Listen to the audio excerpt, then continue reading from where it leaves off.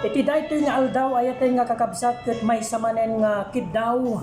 Iti intayo man patgan nga kiddaw kada tayo ni Ma'am Aimee Cabaddo Aguinaldo iti Minanga Lasam Cagayan nga ti paulo ti kiddaw na nga daniw ket panagtuok.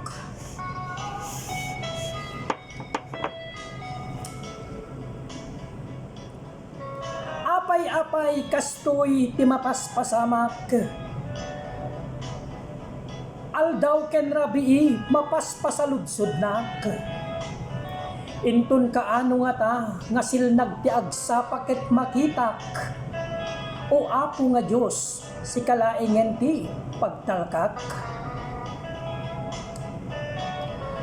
Amin nga panagtuok kanyak na igabsunen. Manipod saksakit mulmula ken dingdingwen. Dito'y pusok na uneg tiin na sugaten. Ngem ammok nga ni Apo Diyos inna kaminto alot-uten.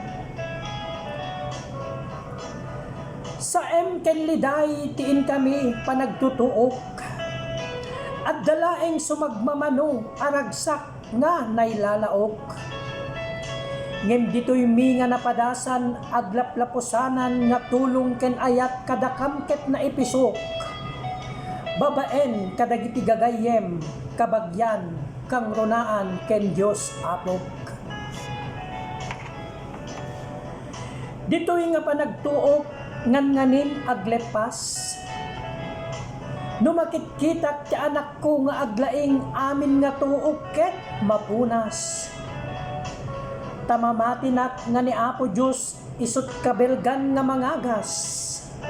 Ken isuna ti ultimatum nga solusyon kadagiti amin nga padas. Gagayem kabagyan alaek daytoy nga gundaway. Itinagan ti pamilyak agyaman nak kada kayo unay-unay. Iti amin nga aspeto kada kami panangtulong ken panangsaranay.